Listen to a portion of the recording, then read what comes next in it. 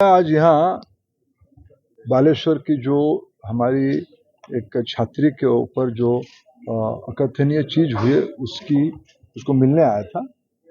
तो critical care ward में होने का उसको देखना मैं उचित नहीं माना, प्रत्येक रूप में आवश्यकता भी नहीं था, लेकिन उनके परिवारजनों को मिला, उनकी पिताजी, उनकी माताजी, उनके भाई और उनके अन्य परिवार स्वजन को मैं मिलने के लिए भी यहाँ आया था। उनको मिला, उनके दुख में अपना समवेदना उनके साथ जताया और यहाँ की डॉक्टर से, एम्स की डायरेक्टर साहब से और अन्य चिकित्सकों से बातचीत किया जो सेवा में लगे हैं।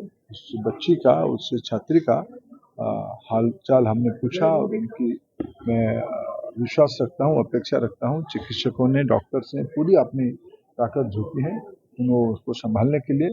हमारे पहला प्रायोरिटी है उस बच्ची का जान बचे, उस बच्ची ठीक हो जाए, ये हमारी प्राथमिकता है।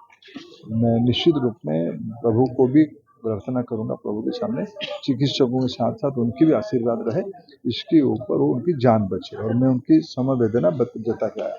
बाकी इसके साथ जो अन्य घटनाएं जुड़ी हुई है, दो विषय में कहना चाहूंगा कि राज्य सरकार ने बहुत स्पष्ट शुरू से ही इस घटना में बड़ा स्पष्ट किया है, किसी को भी छोड़ा नहीं जाएगा।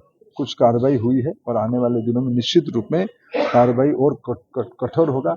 उसकी जो एडमिनिस्ट्रेटिव एस्पेक्ट है, उसकी जो लीगल एस्पेक्ट है, दोनों में जो कमेटी राज्य सरकार ने बनाई है, वहाँ जो मैंने कल डीजी साहब से भी जानकारी लिया, पुलिस अपना काम कर रही है, किसी को भी छोड़ा नहीं जाएगा।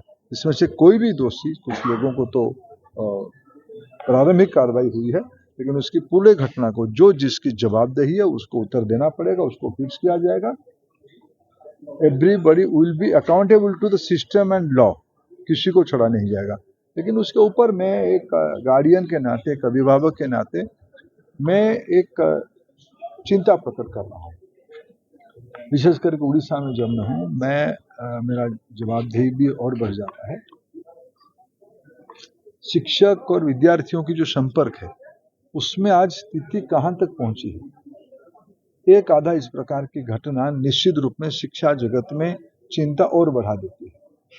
मैं उसको इसीलिए मैं चिंतित हूं। मैं भी उस विषय में बाकी भी और कैसे उसको संभाला जाए, ये घटना सारे चीज से यूजीसी की गाइडलाइन है, भारत सरकार की प्रोसेस है, प्रोटोकॉल्स हैं, राज्य सरकार ने अपना एक प्रोसेस दे के रखा है।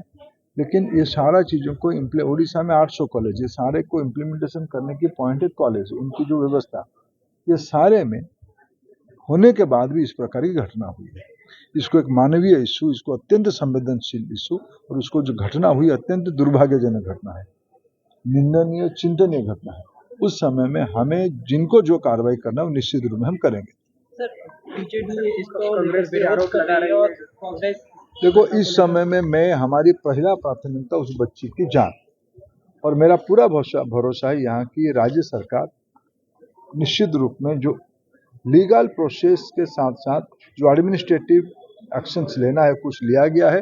किसी को भी उसमें से स्पेयर नहीं किया जाएगा, किसी को भी बख्शा नहीं जाएगा। मैं निश्चित रूप में आश्वस्त करता हूँ समाज को, इसमें nobody will be spared. Sir, एक बात है कि एजुकेशन मिनिस्टर को इस्तीफा दे देना चाहिए, क्योंकि ये इतना बड़ा लापरवाही है। मैं इस समय में बहुत स्पष्टता के साथ कहूँ, नोबडी विल बी स्पेयर्ड।